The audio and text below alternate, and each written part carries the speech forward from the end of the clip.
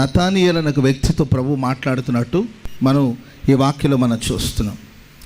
నీవు అంజూరపు చెట్టు కింద కూర్చున్నావు, నీవు అంజూరపు చెట్టు కింద కూర్చుని ఉన్నప్పుడే నేను చూశాను అని నేను చెప్పిన మాటను బట్టి నీవు నమ్ముతున్నావా? వీటికంటే గొప్ప కార్యాలు నీవు చూస్తావని పరిశుద్ధ లేఖనాలు రాయబడింది. మనం ఆరాధిస్తున్న దేవుడు గొప్ప కార్యాలు చేసే దేవుడు. స్తోత్రం చెప్పండి, అది గట్టిగా చెప్పండి, గట్టిగా హల్లెలూయా. భూమి మీద ఎక్కడైనాను ఏ జనములోనైనాను చేయబడిన అద్భుతమైన కార్యాలు చేయగల దేవుడు మనం ఆరాధిస్తున్న దేవుడు. నతానియేలుతో దేవుడు అంటాడు, నీవు గొప్ప కార్యాలు చూస్తావు, నీకు నేను గొప్ప కార్యాలు చేస్తాను. ఏంటి ఆ గొప్ప కార్యాలు అంటే, ఆకాశం తెరవబడుట నీవు చూస్తావు. ఆకాశం తెరవబడడం అనేది బైబిల్లో మనం చూస్తాం. ఆకాశం అనే తన ధన నిధిని దేవుడు తెరస్తాడని వ్రాయబడింది. ఆకాశపు వాకిట్ల దేవుడు విప్పి పట్టజాలంత దీవెనలు కుమ్మరిస్తాడు అని వ్రాయబడింది. నతానియేల్, నీకోసం ఆకాశపు వాకిట్లు తెరవబడుతుంది. ఆకాశపు వాకిట్లు తెరవబడ్డు నీవు చూస్తావు. దేవదూతలు మనుష్య కుమారుని మీదకి దిగిరావడం నీవు చూస్తావు అని ప్రభు చెప్పారు. దేవుని బిడ్డలారా, ఈ నతానియేలు గురించి బైబిల్లో మనం చదివితే ఆయన అంజూరపు చెట్టు క్రింద కూర్చొని ఉన్నాడు. స్తోత్రం చెప్పండి అందరు గట్టిగా. బైబిల్ పండితులు చెప్పే మాట ఏంటంటే, అంజూరపు చెట్టు కింద నతానియేలు ఎందుకు కూర్చుంటాడు, అసలు అంజూరపు చెట్టుకి నతానియేలుకు ఉన్న సంబంధం ఏంటి, ఎందుకు ఎల్లప్పుడూ అంజూరపు చెట్టు కిందకి వెళ్ళి కూర్చుంటాడు అని గమనిస్తే బైబిల్ పండితులు చెప్పేది ఏంటంటే, యేసు ప్రభు ఈ లోకంలోనికి వచ్చినప్పుడు, యేసు ప్రభు పుట్టినప్పుడు, అప్పట్లో హేరోదు రాజు 2 ఏళ్ల లోపల ఉన్న చంటి బిడ్డలందరూ చంపుతున్న రోజులు అవి. అందరూ భయపడిపోయి తమ పిల్లల్ని పోగొట్టుకుంటున్న సమయంలో ఈ నతానియేలు వాళ్ళ తల్లిదండ్రులు, ఆ సమయంలోనే నతానియేలు కూడా పుట్టాడంట. సరే, అందరు పిల్లల్ని చంపేస్తున్నారని భయపడిపోయి ఆ తల్లి ఆ నతానియేలు చిన్న శిశువుగా ఉన్నప్పుడు చిన్న పిల్లవాడిని తీసుకెళ్ళి ఓ అంజూరపు చెట్టు కింద దాచి ఉంచిందంట. స్తోత్రం చెప్పండి అందరు గట్టిగా. ఒక 2-3 రోజులు అంజూరపు చెట్టు కిందే ఆడు ఏడ్చి ప్రలాపిస్తున్నాడు. అంజూరపు చెట్టు క్రింద దేవుడు ఆయనకి ఆశ్రయం కల్పించాడు, కాపాడారంట.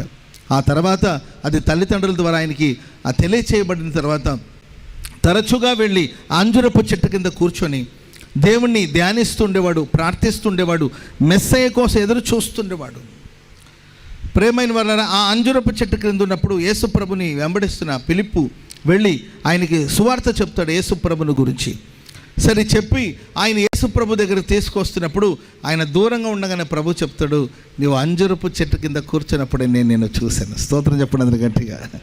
ఆ రోజు అంజూరపు చెట్టు క్రింద కాదు, ప్రాణాపాయమైన పరిస్థితుల్లో దేశమంతా మారణ హోమం జరుగుతున్నప్పుడు చంటి బిడ్డల్ని చంపుతున్న రోజులో ఆ అంజూరపు చెట్టు క్రింద నీవు ఉన్నావు కదా, అప్పటి నుండి నేను నిన్ను చూస్తున్నాను. వెంటనే నతానియేలు ప్రియులను ఆశ్చర్యపోయి, నిజంగా నీవు మెస్సయ్యవే, నీవు మా రాజువి అని దేవుని ఒప్పుకుంటే దేవుడు అంటాడు, యేసయ్య అంటాడు, వీటిని చూసి నీవు ఆశ్చర్యపడుతున్నావా, నీ జీవితంలో వీటికంటే గొప్ప కార్యాలు నేను చేస్తాను. ఆమె చెప్పండి అందరు గట్టిగా. నతానియేలు జీవితంలో దేవుడు ఎన్నో ఆశ్చర్య కార్యాలు, ఎన్నో అద్భుత కార్యాలు, ఎన్నో మహత్ కార్యాలు చేస్తూ వచ్చారు.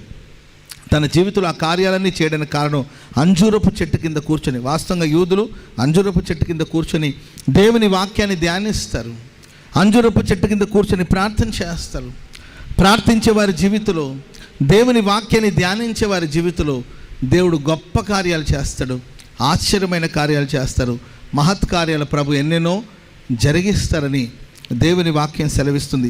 మరి ఈ రాత్రి ఆయన సన్నిధి కూడి వచ్చిన నీ జీవితాలు గొప్ప కార్యాలు జరగాలని ఆశపడుతున్నావా, ఎదురు చూస్తున్నావా? లెక్కలేనన్ని అద్భుతాలు చేయడానికి దేవుడు శక్తిగల దేవుడు, సమర్థుడైన దేవుడు. ఈ రాత్రి నీ జీవితంలో ఒక అద్భుతాలు ప్రభు జరిగించునుగాక. హల్లెలూయా. ఆ తర్వాత ప్రియులారా, నతానియేలు గురించి ప్రభు అంటాడు, ఇతడు నిజమైన ఇశ్రాయేలుడు, ఇతని యందు ఏ కపటం లేదు. నిజమైన ఇశ్రాయేలుడైన ఇతని యందు ఏ కపటం లేదు. ఓ కపటం లేని జీవితం. మీరు చూడండి, వాస్తవంగా ఆ నిష్కపటమైన మనస్సు, కపటం లేని తత్వం అని మన పావురానికి పోలుస్తాం. పావురంలో కపటమే ఉండదు, ఆ పావురంలో విషమనే అనుభవమే ఉండదన్నమాట. దేవుని ప్రజల జీవితంలో దేవుడు ఎప్పుడు గొప్ప కార్యాలు చేస్తారంటే ఓ నిష్కపటమైన మనస్సు. పావురం చూడండి, అది శత్రువునైనా నమ్ముతుంది. స్తోత్రం చెప్పండి గట్టిగా. ఇప్పుడు ఏ వేటగాడు వచ్చేసి 4 ధాన్యాలు వేసాడు అనుకోండి, వాడు ఎలాంటి వాడో, వాడు నాకేం కీడు చేస్తాడని ఆలోచించదని వెంటనే ఆ పావురం అక్కడికి దిగి వచ్చేస్తుంది. ఆ విత్తనాలు తిని ఆయన భుజాల మీద వాలుతుంది, అతని చేతుల మీద వాలిపోతుంది. దానికి కల్మషమే ఉండదు ఆ పావురానికి. కాబట్టి దేవుడు కూడా మనకు ప్రభు అదే చెప్తాడండి, పావురం వల్ల మీరు నిష్కపటులై ఉండండి. కపటం లేని బ్రతుకు. ఈరోజు ఎటు చూసిన మనుషులో కపటమైన ఆలోచనలు, కపటమైన మనస్తత్వంతో మనుషులు కొనసాగించబడుతున్నారు. ఈరోజు దేవుని దీవెనకు దూరం అవడానికి కారణాలేంటి? దేవుని ద్వారా ఆశీర్వదించబడకపోవడానికి కారణాలేంటి? ఎన్నో సంవత్సరాలుగా మేము భక్తి చేస్తున్నామని చెప్పుకుంటున్నప్పటికీ ఏ మేలు పొందకపోవడానికి కారణాలేంటి? ఎక్కడేసిన గొంగళి అక్కడే అన్నట్టు, ఏ గొప్ప కార్యాలు అనుభవించలేని స్థితిలో ప్రియులారా వినడమే తప్ప దేవుని కార్యాలను చూడకపోవడానికి కారణాలు ఏంటి? దేవుని కార్యాన్ని జీవితంలో అనుభవించకపోవడానికి కారణాలు ఏంటంటే కపటమైన మనస్తత్వం, కపటమైన ఆలోచనతో మనుషులు కొనసాగించబడుతున్నారు.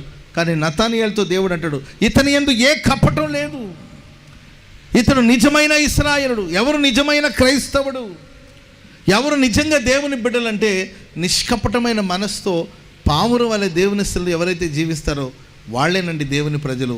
వారి జీవితాల్లో దేవుడు అద్భుతమైన కార్యాలు చేస్తాడు, గొప్ప కార్యాలు చేస్తాడు. స్తోత్రం చెప్పండి అందరు గట్టిగా గట్టిగా హల్లెలూయా. కపటమైన సహోదరులు, కపటమైన మాటలు, కపటమైన ఆలోచనలతో చాలామంది కొనసాగించబడుతుంటారు. నోరేమో స్తుతిస్తూ ఉంటుంది, మనసేమో దూషిస్తూ ఉంటుంది. నోటితోమో ప్రేమగా మాట్లాడుతుంటారు, నొసళ్ళతో వెక్కిరిస్తూ ఉంటారు. ఎవరిని నమ్మాలో ఎవరిని నమ్మకూడదో అలాంటి భయంకరమైన పరిస్థితులు మనం కొనసాగించబడుతున్నాం. ఈ ప్రస్తుత ప్రపంచంలో, ప్రస్తుత లోకంలో కొన్ని విషయాలు వింటుంటే నిజంగా కడుపును పుట్టిన పిల్లలే తల్లిదండ్రులు శత్రులుగా మారడం మనం చూస్తున్నాం. కట్టుకున్న భార్యను నమ్మలేని పరిస్థితి, కట్టుకున్న భర్తను నమ్మలేని పరిస్థితి, కడుపును పుట్టిన పిల్లల్ని నమ్మలేని పరిస్థితి, కన్న తల్లిదండ్రులు కూడా నమ్మలేని భయంకరమైన రోజుల్లో మనం ఉంటున్నాం. ఎందుకంటే మనుషులు కపటమైన ఆలోచనలతో నమ్మదగిన మనుషులు ఈ లోకంలో మనకి ఎక్కడా కనబట్లేదండి. మనం ఆరాధిస్తున్న దేవుడు మాత్రమే నమ్మదగిన వాడు. చెప్పట్లు కూడా దేవునికి స్తోత్రం చెప్పడం గట్టి. ఆయన ఆపత్కాలు నమ్ముకొదగిన సహాయకుడు. కాబట్టి ఆయన ఆశ్రయించిన మనం, ఆయన నమ్మిన మనం ఆ యథార్థమైన అనుభవంలో కొనసాగించబడగలిగితే ఆ నిష్కపటమైన మనసుతో కొనసాగించబడే వాళ్ళ జీవితాల్లో దేవుడు గొప్ప కార్యాలు చేస్తాడు.